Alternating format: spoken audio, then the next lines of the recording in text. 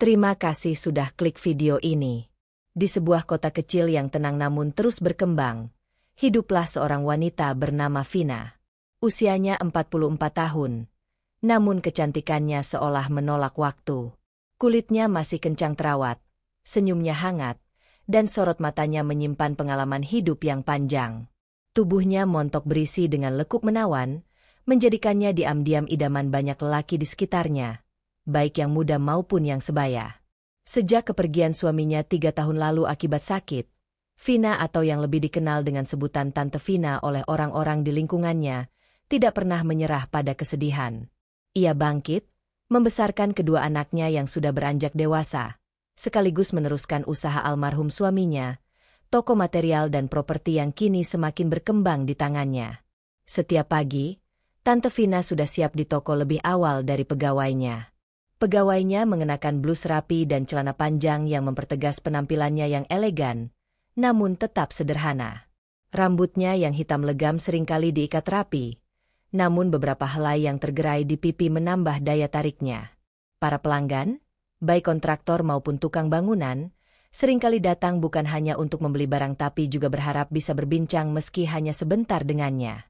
Senyumnya yang ramah dan sikapnya yang tegas namun menyenangkan menjadikan siapapun merasa nyaman berada di dekatnya.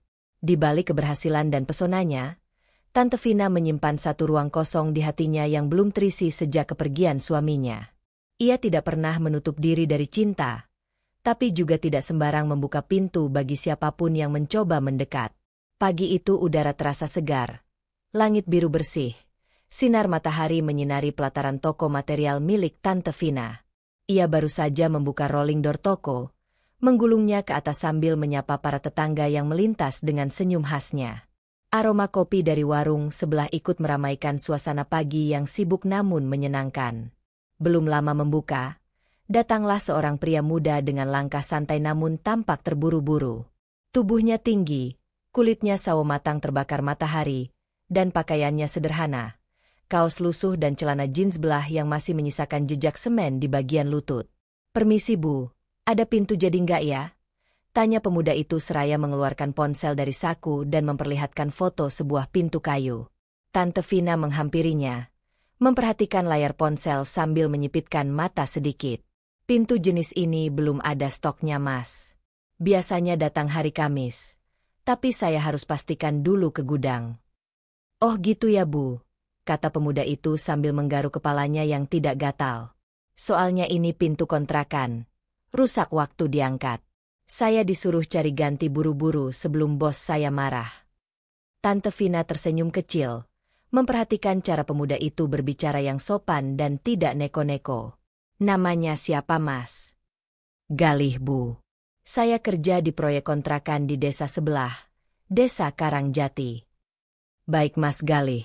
Gini aja, saya belum bisa pastikan sekarang, tapi sore saya cek ke pegawai saya ya. Nanti saya kabari kalau ada." Galih mengangguk cepat.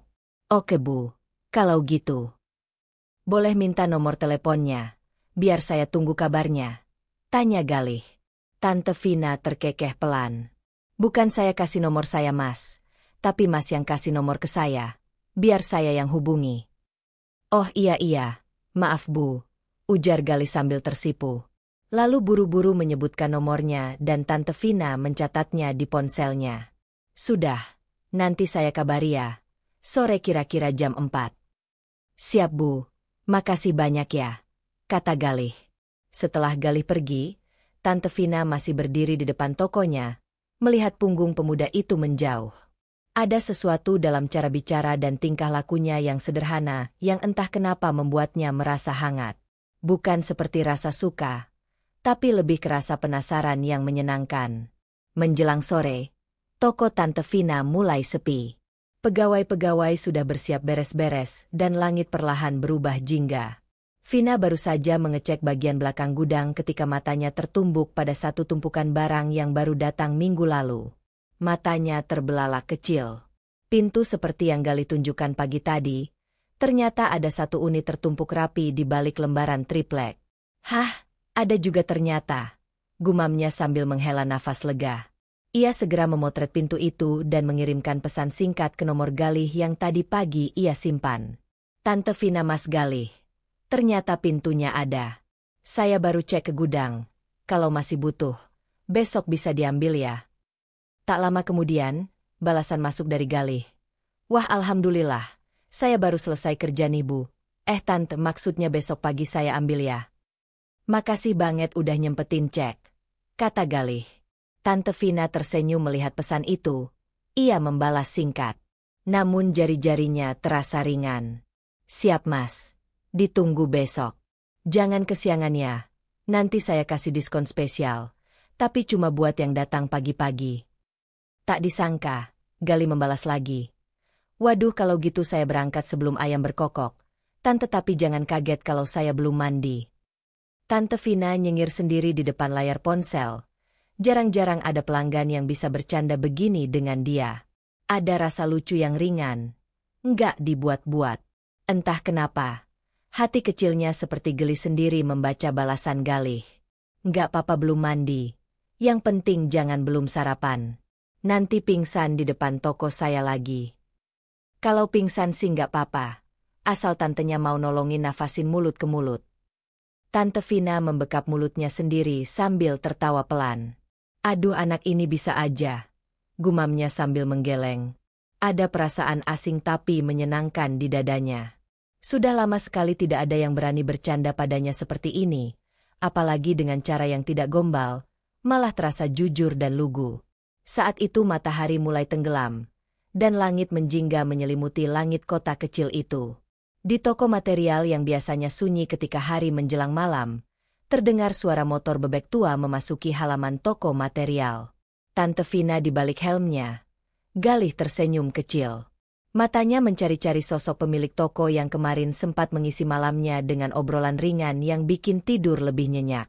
Tante Vina sudah berdiri di dekat etalase, mengenakan blus warna pastel yang serasi dengan celana panjang putih. Rambutnya diikat setengah dan ada sesuatu di wajahnya yang berbeda. Pagi ini senyumnya lebih lebar. Sorot matanya lebih hidup. Bahkan para pegawai sempat saling bisik heran kenapa hari ini bos mereka terlihat lebih berbunga. Selamat pagi Tante Vina. Sapa Galih sambil melepas helm. Datang sebelum ayam berkokok. Sesuai janji. Vina tertawa kecil. Tangannya terlipat di depan dada. Saya kira bercanda semalam. Beneran datang sepagi ini. Galih nyengir. Pintu yang nyuruh tante. Dia kangen dibawa ke tempat yang tepat. Halah, bisa aja kamu, sahut Vina sambil menggeleng pelan. Galih masuk ke dalam toko dan Vina menunjukkan pintu yang dimaksud. Tuh, ini pintunya. Masih baru, cocok sama yang kamu tunjukin kemarin. Galih memeriksa sebentar, lalu mengangguk puas. Makasih banget ya tante. Kalau bukan tante, saya pasti udah dimarahi mandor habis-habisan. Vina hanya tersenyum. Tapi matanya menatap Galih lebih lama dari biasanya. Saat Galih mulai mengangkat pintu itu ke motornya, Vina tanpa sadar ikut berdiri di samping, seolah tak ingin dia cepat pergi. Setelah pintu terikat rapi, Galih bersiap mengenakan helmnya. Oke tante, saya pamit dulu. Nanti sore lanjut kerja lagi. Makasih banyak ya. Tapi sebelum dia sempat menyalakan mesin, suara Tante Vina menahan langkahnya. Mas Galih, panggilnya pelan. Galih menoleh. Ya tante. Vina tersenyum manis. Agak malu tapi tetap dengan nada menggoda. Nanti pulang kerja jangan lupa chat lagi ya. Siapa tahu ada barang lain yang kamu butuh atau sekedar cerita hari ini capeknya gimana. Galih sempat kaget. Lalu tertawa. Waduh, kalau tiap capek boleh cerita ke tante. Bisa-bisa tiap hari saya curhat. Vina membalas dengan mata berbinar. Nggak apa-apa. Yang penting jangan curhat sambil lupa mandi. Mereka tertawa bersama. Tapi di balik tawa itu, ada perasaan hangat yang menggantung di antara kata-kata mereka. Ringan sederhana. Tapi cukup untuk membuat hari itu terasa lebih berwarna. Hari-hari setelah pertemuan itu terasa berbeda bagi Galih dan Tante Vina. Obrolan ringan lewat chat setiap malam perlahan berubah jadi candaan akrab. Dari yang awalnya cuman soal bahan bangunan, jadi cerita soal pekerjaan, hobi, bahkan makanan kesukaan. Hubungan mereka tumbuh pelan-pelan, tanpa ada yang benar-benar menyadarinya. Atau mungkin keduanya diam-diam menikmatinya tanpa perlu banyak definisi. Hingga pada suatu siang, ketika Galih libur kerja, pesan dari Vina masuk. "Mas Galih, kamu libur ya hari ini? Kalau nggak sibuk, main ke rumah saya dong. Ada yang mau saya kasih sekalian. Ngopi-ngopi santai." Galih sempat bengong menatap layar. Main ke rumah? Dia bahkan belum pernah membayangkan akan sampai di titik ini, tapi jari-jarinya dengan cepat membalas. "Boleh tante, alamatnya mana ya?" "Saya share lokationnya. Datangnya siang aja, biar saya siapin camilan spesial buat tamu spesial." Galih hanya bisa tersenyum sendiri. Jantungnya berdegup lebih cepat dari biasanya. Rumah Tante Vina berada di pinggir kota, di kawasan perumahan asri yang tenang dan terawat. Saat Galih sampai dan membuka pagar, dia terpaku sejenak. Rumah itu besar elegan. Halaman depannya rapi dengan tanaman hias dan kursi rotan. Di teras ini bukan tipe rumah yang biasa dia lihat, apalagi datangi. Tante Vina membukakan pintu sambil tersenyum hangat. Hari itu dia tampil sederhana, hanya memakai dress santai warna lembut, tapi tetap terlihat mempesona. Bahkan mungkin justru karena kesederhanaannya, pesonanya terasa lebih kuat. "Masuk Mas Galih, jangan bengong di depan pintu aja," katanya sambil terkekeh. Galih hanya bisa mengangguk, melangkah masuk sambil menahan grogi. "Rumah tante besar banget ya? Saya pikir cuma rumah biasa." Vina tersenyum tipis. "Dibilang besar ya lumayan. Dulu saya bangun bareng almarhum suami, tapi sekarang cuma saya dan anak-anak. Jadi sering sepi." Galih duduk di sofa ruang tamu yang wangi dan tertata rapi.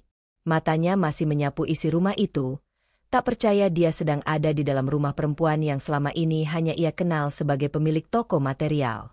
"Mas Galih," ujar Vina lembut sambil menyajikan teh dan kue di meja. "Saya ini sebenarnya janda." "Loh?" Galih menoleh cepat, sedikit terkejut. "Oh iya, saya nggak tahu." Vina mengangguk pelan. "Suami saya meninggal 3 tahun lalu. Sejak itu saya urus semua ini sendiri." Ada jeda hening. Galih menunduk sebentar. Dalam hatinya, sesuatu terasa bergerak. Campuran antara simpati, kekaguman, dan harapan. Tapi kemudian ia buru-buru meredamnya. Ia sadar siapa dirinya. Hanya seorang kuli bangunan yang bahkan masih ngontrak. Sementara perempuan di depannya punya segalanya. Rumah, bisnis, wibawa. Tapi saat matanya bertemu pandangan Vina lagi dan melihat cara perempuan itu menatapnya dengan tulus dan lembut, hatinya kembali berbisik, "Mungkinkah aku punya peluang?" Vina memecah keheningan sambil tertawa ringan. "Kamu kaku banget, Mas. Santai aja, saya undang ke sini bukan buat interogasi kok. Saya cuma senang ngobrol sama kamu. Nggak semua orang bisa bikin saya ketawa belakangan ini." Galih ikut tertawa kecil. Walau masih agak canggung, tapi rasa nyaman mulai merambat perlahan di rumah yang besar dan mewah itu. Untuk pertama kalinya, dia tidak merasa kecil. Dia merasa dilihat sebagai Galih, bukan cuma seorang tukang. Sore itu hujan turun perlahan, membasahi halaman rumah Tante Vina yang tenang. Galih duduk di ruang tamu mengenakan kaos polos dan celana jeans. Masih terlihat agak kikuk meski ini bukan pertama kalinya ia bertandang. Di hadapannya, Tante Vina duduk dengan secangkir teh hangat di tangan. Pandangannya menerawang keluar jendela. Obrolan mereka sore itu lebih sunyi dari biasanya. Tak ada candaan ringan atau tawa lepas seperti biasanya.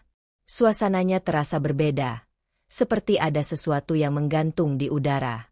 Kemudian tanpa aba-aba, Vina memecah keheningan. "Mas Galih," katanya pelan, matanya tetap menatap keluar jendela. Galih menoleh cepat. "Iya, Tante."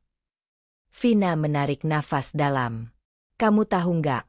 Selama 3 tahun ini saya selalu menutup hati. Banyak yang mencoba mendekat. Ada yang jauh lebih mapan, lebih berpendidikan, bahkan lebih muda dari kamu.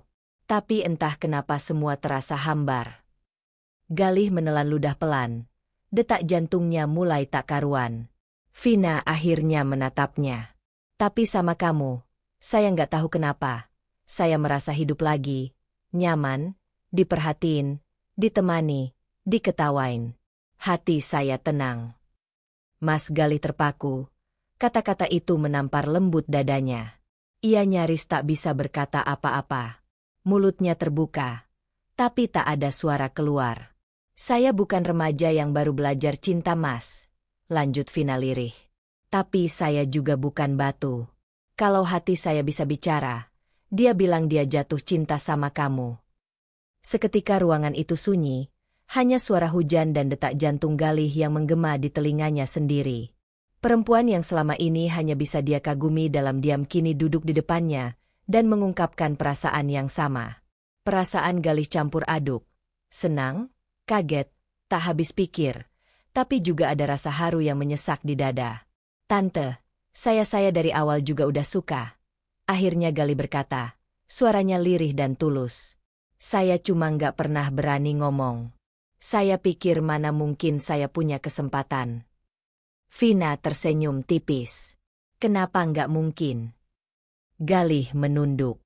Saya cuma tukang bangunan, penghasilan pas-pasan. Hidup saya jauh dari kata pantas buat orang seperti tante. Tapi Vina meraih tangannya perlahan, menggenggam dengan hangat. Kamu lupa, Mas. Hati nggak pernah ngukur cinta dari saldo tabungan. Saya suka kamu bukan karena apa yang kamu punya, tapi karena kamu yang apa adanya, tulus, jujur, dan bikin saya bahagia. Air mata nyaris menggenang di mata Galih, tapi dia tahan. Senyumnya akhirnya merekah. Kalau gitu saya akan jaga perasaan tante sebaik-baiknya. Vina mengangguk. Kita nggak tahu nanti kemana arahnya. Tapi saya ingin jalani ini, Mas. Di luar, hujan semakin awet, seakan mendukung suasana saat itu. Vina yang setelan di rumahnya memang santai, hanya menggunakan dress sederhana. Kopi Galih pun sudah hampir habis. Vina ke belakang untuk membuatkan kembali kopi. Galih bengong di kursi ruang tamu, sambil sesekali bertanya dalam hatinya, apakah ini benar, bukan mimpi? Namun Vina mengagetkannya. Hayo lagi ngelamunin apa? Ini kan yang dilamuninnya ada di depan kamu. Mas Galih tersenyum sambil sesekali mencuri pandang, melihat sesuatu di balik kain itu yang nampak indah. Namun dia nggak berani berpikiran macam-macam. Vina sesekali memandangi wajah Galih, terlihat dari raut wajahnya yang tulus dan berbunga-bunga saat itu. Ketika Vina mendekati Galih, duduk di sebelahnya, degup jantung Galih berdegup kencang, seakan mau copot. Vina yang merasakannya malah tersenyum. Rileks aja, Mas. Jangan grogi.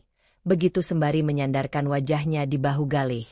Galih tambah grogi lagi. Bahwa Vina berbisik. Kalau mau dan aku nggak maksa. Mau nggak sekarang kamu nyiram kebunku, Mas? Sudah lama sekali semenjak suami meninggal. Kebunku tidak ada yang merawat dan menyiram. Galih hampir dibuat pingsan dibuatnya. Bisikan itu begitu dekat dengan telinganya. Galih tidak bisa berkata apa-apa selain bengong kayak patung. Namun ketika gerakan Tante Vina mulai mengarah ke tongkatnya, jiwa Galih mulai terbangun. Justru Galih sekarang yang mulai aktif. Dia memegangi gunung dan kebun Tante Vina dengan gerakan lihai, membuat Tante Vina seperti sedang geli yang luar biasa. Hampir 15 menit Galih memanjakan kebun dan gunung Tante Vina. Setelah itu, Galih memeganginya. Ternyata jalannya sudah mulus, nampak lembab dan licin. Dan akhirnya sesuatu yang diinginkan pun terjadi. Dengan semangat jiwa muda Galih, dia menyiram kebun Tante Vina. Vina wajah manja dan gregetnya keluar, membuat Galih lebih semangat dan mempercepat gerakannya. Bahkan Tante Vina meminta dia mencoba dari atas agar kebunnya bisa cepat banjir. Setelah 30 menit, Galih merasakan sesuatu yang licin keluar dari kebun Tante Vina. Ternyata kebun Vina sudah banjir. Galih tersenyum sambil berkata, "Ya, baru juga 30 menit." Tante Vina tersenyum sambil menjawab, "Belum kok, ini karena saking sudah lama saja kebunku baru disiram lagi." Galih pun dengan tulus membersihkan kebun. Vina yang nampak belepotan dibuatnya. Tante Vina hanya tersenyum manja sambil merasa kagum dengan Galih. Dia benar-benar merasa komplit. Bahagianya sudah, hatinya bahagia. Nah sekarang kebunnya juga ikut subur lagi. Hari-hari setelah pengakuan cinta itu berubah menjadi musim semi dalam hidup Galih. Dunia yang sebelumnya penuh debu dan peluh kini terasa lebih hangat dan berbunga. Setiap pagi ada pesan dari Tante Vina yang menyapa lembut dan setiap malam mereka mengobrol seperti sepasang remaja yang baru belajar mencintai. Tapi yang terjadi di hari kelima sejak mereka resmi bersama benar-benar di luar dugaan Galih. Pagi itu Vina mengajak Galih bertemu. Katanya mau jalan sebentar. Galih yang tak curiga apa-apa datang menunggangi motornya yang sudah ringkih. Knalpot berisik dan kadang-kadang mogok mendadak. Tapi hari itu motornya patah sampai ke tempat pertemuan di pelataran sebuah dealer motor ternama. Galih turun celingukan. "Tante, ngapain kesini?" Vina tersenyum lebar, memegang tangan Galih dan menariknya masuk. "Ikut aja dulu." Beberapa menit kemudian seorang sales menghampiri sambil membawa kunci dan menunjuk ke motor baru berwarna hitam metalik, mengilap dan keren. "Ini motornya Bu Vina. Sudah atas nama Mas Galih." Ya, Galih melongo. Tunggu dulu tante. Ini maksudnya." Vina menatapnya lembut. "Motor kamu udah hampir rubuh tiap jalan. Masa pacar saya harus nyari bengkel terus tiap seminggu?" Galih gelagapan. "Tapi ini mahal. Saya." Vina langsung menahan dengan lembut. "Dengerin, ini bukan soal uang. Ini soal kamu. Saya cuma pengen kamu nyaman. Saya pengen kamu aman. Dan saya bahagia bisa bantu kamu." Galih terdiam. Antara ingin menolak karena gengsi tapi juga terharu setengah mati. Akhirnya dia hanya mengangguk pelan. "Makasih tante. Aku janji akan rawat baik-baik." Vina tersenyum puas. "Nah gitu dong." Belum selesai sampai di situ, mereka lanjut ke pusat perbelanjaan besar. Di sana Vina benar-benar memanjakan Galih, membelikan kemeja-kemeja bagus, sepatu sneakers baru, bahkan parfum dan jaket. "Ini biar kamu kelihatan makin ganteng. Nanti orang-orang heran, ini pacarnya Bu Vina yang mana ya?" Galih tersipu. "Aku malu beneran. Ini semua terlalu mewah buat aku." Vina menatapnya lembut. "Nggak ada kata terlalu kalau buat orang yang kita sayang." Dan sebagai puncaknya, ketika mereka duduk berdua di Fouchard, menikmati es krim sambil tertawa kecil, Vina membuka satu topik lagi. "Mas Galih," katanya pelan, "saya punya usul. Kamu nggak usah kerja di proyek bangunan lagi." Galih spontan menoleh. "Loh, kenapa?" Vina menyentuh tangannya. "Saya butuh kamu di toko. Kamu bantu saya di sana. Kita jadi bisa ketemu tiap hari." "Masalah gaji? Sebut aja berapa. Saya hitungnya pakai gaji cinta kok," ucapnya sambil tertawa manja. Galih tertawa. "Mau dong, tapi nanti bantuinnya sambil gandeng tangan istri sendiri kan asik." Vina tersipu lalu mencubit pelan lengan Galih. "Dasar kamu." Setelah makan, Galih selalu mengantar Vina pulang di depan pagar rumah. Mereka tak pernah buru-buru berpisah. Kadang duduk sebentar di teras, menikmati sisa malam sambil bertukar cerita kecil tentang pelanggan aneh hari itu atau sekadar kenangan lucu dari masa lalu mereka masing-masing. Malam itu saat Vina hendak masuk rumah, ia sempat menoleh dan berkata pelan, "Kamu tahu Mas, aku nggak pernah sebahagia ini sejak lama." Galih hanya tersenyum dan menjawab dengan suara rendah, tapi penuh keyakinan, "Aku janji tante, aku bakal terus bikin tante bahagia." Setelah berbulan-bulan persiapan, dari tukar keluarga, belanja perlengkapan, sampai menyusun undangan, akhirnya hari yang dinanti pun tiba, hari di mana dua hati yang saling mencintai akan dipersatukan dalam ikatan suci pernikahan. Pagi itu matahari seperti ikut tersenyum, langit cerah, angin berhembus lembut, dan suasana rumah Vina dipenuhi bunga segar serta tenda-tenda putih yang menjulang anggun di halaman. Semua tamu berdatangan dengan wajah penuh senyum dan bisik-bisik kekaguman. Tidak sedikit yang masih merasa tak percaya. Seorang wanita seperti Tante Vina, cantik, mapan, elegan, akhirnya memilih seorang pria sederhana seperti Galih. Vina tampil memukau dalam balutan kebaya modern berwarna soft gold, riasan tipis yang menonjolkan kecantikannya yang matang. Sementara Galih mengenakan setelan jas dengan senyum gugup, namun bahagia. Tak bisa melepaskan pandangan dari istrinya yang kini berjalan perlahan ke arahnya di pelaminan. Acara berjalan hikmat, ijab kabul yang dilafalkan Galih berlangsung lancar meski tangannya sempat gemetar. Semua keluarga dan tamu yang hadir bersorak haru. Akhirnya mereka sah menjadi suami istri. Namun kejutan belum selesai. Usai acara, saat semua tamu mulai bersantai dan para panitia mulai membereskan perlengkapan, Vina menarik Galih ke samping rumah. Di sana berdiri sebuah mobil baru berwarna putih mutiara dengan pita besar melilit di kap mesinnya. Galih melongo. "Tante ini." Vina mengangguk tersenyum. "Ini mobil kamu, hadiah pernikahan dari aku." Galih langsung gelagapan. "Lo tante, buat apa sampai segitunya? Aku bisa nyicil nanti." Vina langsung menahan dengan lembut. "Dengerin, sayang. Aku nggak pengen kamu minder. Aku tahu kamu tipe laki-laki yang nggak mau diberi terlalu banyak. Tapi mulai hari ini kita suami istri. Apa yang aku punya, kamu punya. Dan ini cuma simbol kecil bahwa aku percaya kamu layak punya yang terbaik." Galih nyaris menangis. Matanya berkaca-kaca. Vina belum selesai. "Kalau ada yang nanya mobil ini dari mana," katanya sambil tersenyum genit, "bilang aja tabungan kamu selama kerja. Nggak usah jelasin lebih. Biar kamu tetap kelihatan keren." Galih tertawa menunduk, lalu memeluk Vina dengan erat. "Tante kamu itu benar-benar sosok wanita idaman semua laki-laki. Aku bersyukur banget bisa nemuin kamu." Vina membalas pelukannya sambil berbisik. "Dan aku bersyukur bisa jatuh cinta ke orang yang gak pernah lihat aku cuma dari harta." Mobil itu pun menjadi saksi bahwa cinta mereka bukan hanya tentang rasa, tapi tentang saling mengangkat, saling menerima, dan saling melengkapi. Di balik semua perbedaan mereka, satu hal tetap sama, ketulusan hati. Dan malam itu, saat mereka akhirnya masuk rumah sebagai suami istri, tak ada lagi jarak, tak ada lagi ragu. Hanya cinta dan sebuah awal yang baru.